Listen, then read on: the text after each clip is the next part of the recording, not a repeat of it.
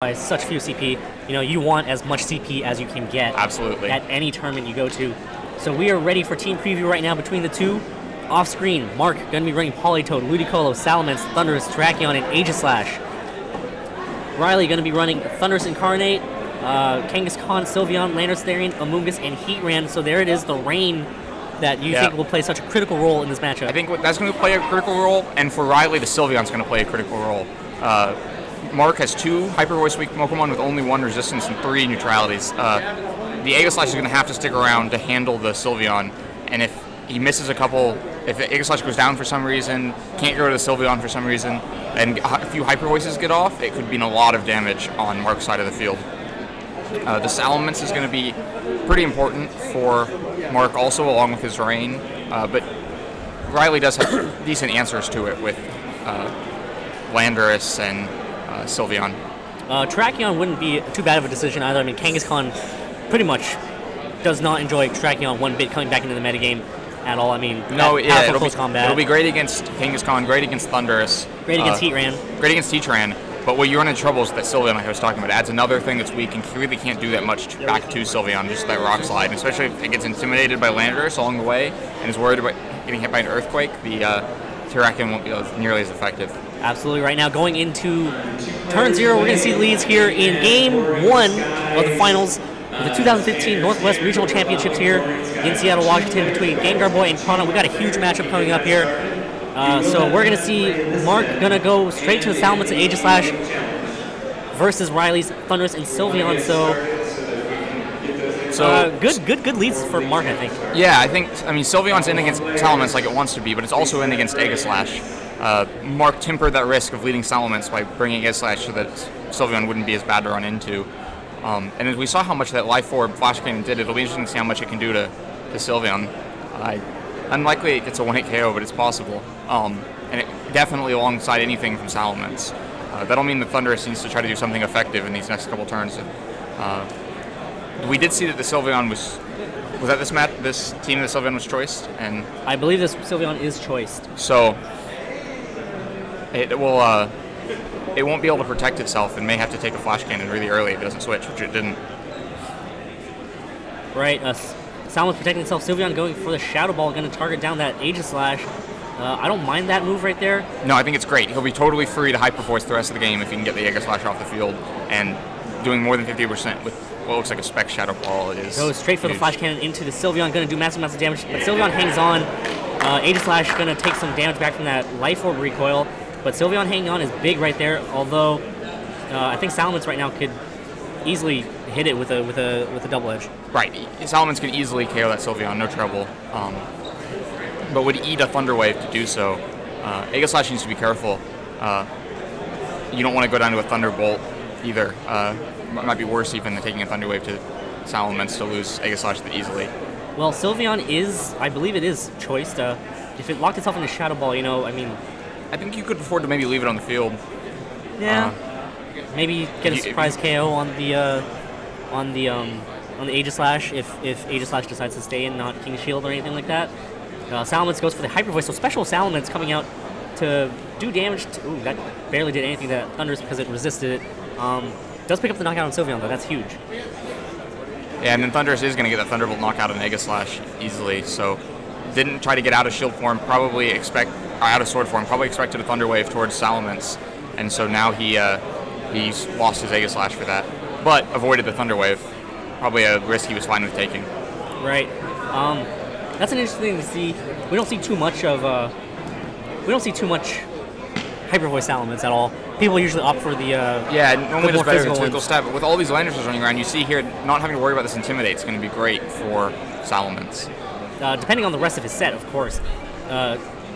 Landorus does come out, fires off the Intimidate on the Salamence, and the Politoed comes out, brings out the Rain that has pretty much guided Mark to where he is right now. Yeah, it ended up being a good switch-in to bring in the Politoed. You know, it seems weird to bring in a Politoad seeing the only Pokemon on your opponent's side of the field is a Thundurus, but it's in a great position scarfed against this Landorus, threatening it and didn't worry about the Intimidate, whereas if you brought in something like his Terrakion, the Intimidate would have been annoying. Right. Politoed can do a lot of work right now.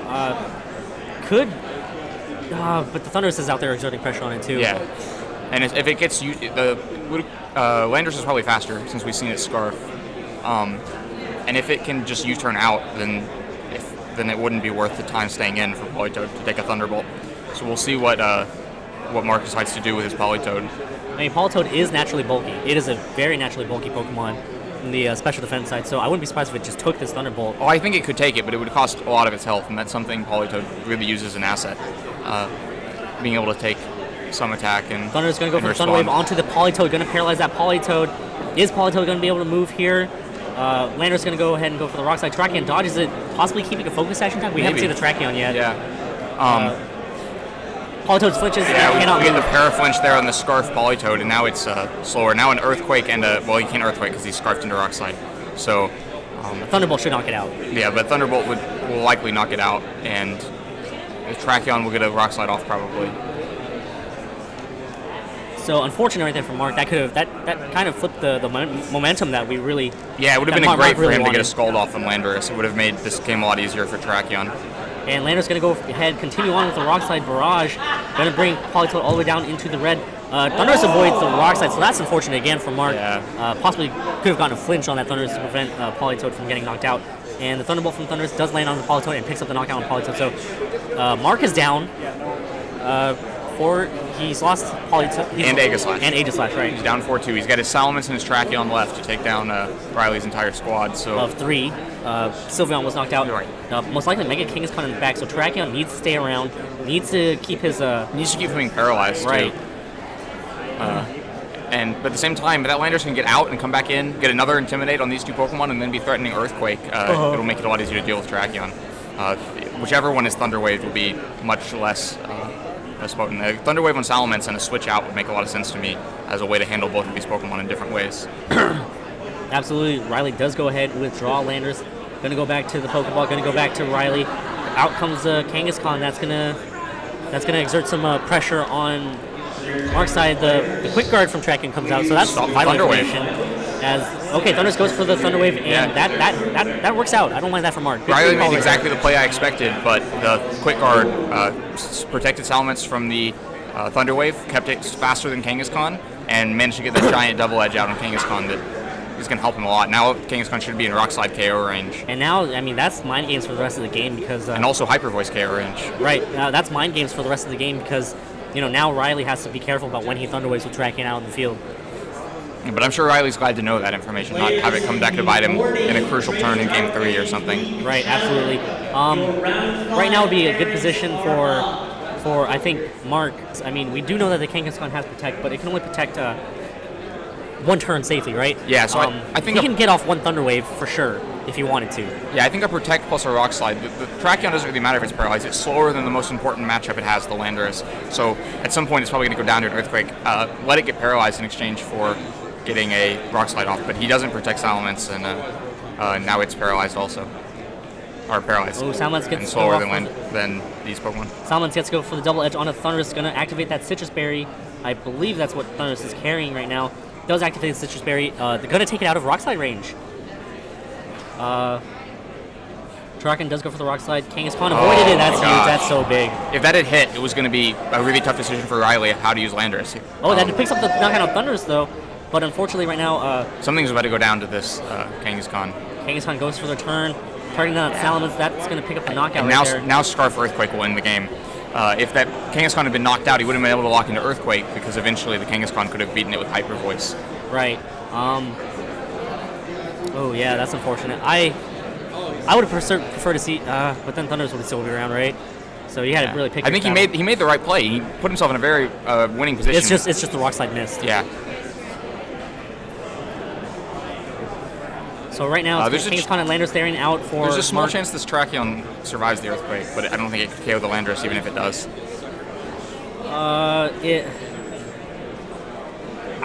Mark could easily protect here just to see what Landorus is going to lock himself into. It could also lock himself into Superpower. I think so. Right now, you'd rather take the Earthquake while Kangaskhan's on the field. So protecting would give a chance to get Kangaskhan off the field, and it will definitely KO. Landorus is going to go straight for the Superpower instead. Gonna do a pick. It picks up the knockout. So gets the knockout easily. Good call right there from Riley, just in case Mark did protect. So, what are the adjustments that need to be made right now for the teams? Yeah, it's tough to say. You know, that match swung on a lot of small chances. That rock slide miss totally swung the game there at the end.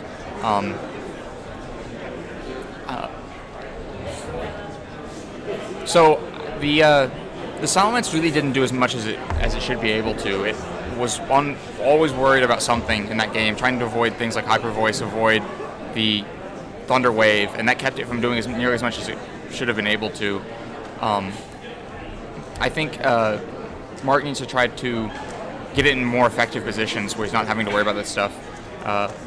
Also, probably needs to not lose Aegislash quite so easily. He now knows that Shadow Ball is an option, and Aegislash went down to 1 Shadow Ball and 1 Thunderbolt. That's less than you'd like your Aegislash to be able to take. Only gave out 1 attack.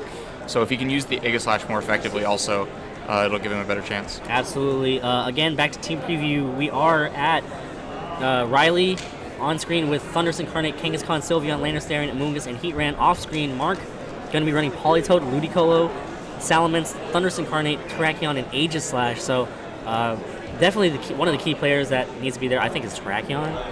It helps deal with the Thundurus. Yeah, no, I think Terrakion was great. It helps deal with the Kangaskhan. It almost won that game with its rock slides. Right.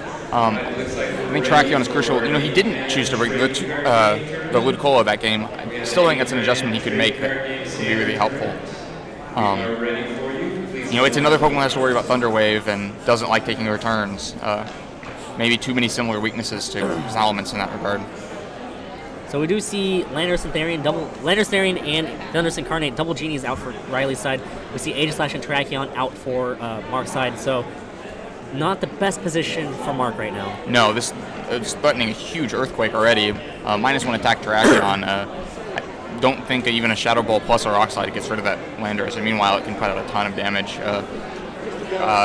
Bringing in Salamence would help to intimidate the Landorus and be Pokemon immune to Earthquake, but if you put it in the wrong spot, it may get T-Waved on Thunder-Waved on turn 1, which is something you absolutely want to avoid.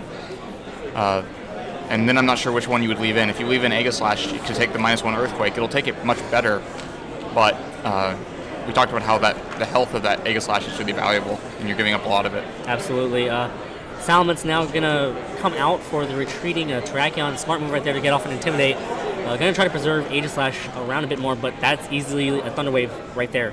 Yeah, and so he does King Shield. Doesn't want to take the Earthquake yet, but we'll see what. Landorus going to go straight for the superpower into the Salamence. Going to drop Landorus' attack by 1 stage and defense by 1 stage. Really, I mean, obviously they did more to Salamence than an Earthquake would have, but losing those stats and not having the Earthquake threat, and now now Aegislash knows it's completely safe. I would have thought an Earthquake would have been the move there. Most likely going to expect to switch from that Landorus area right now.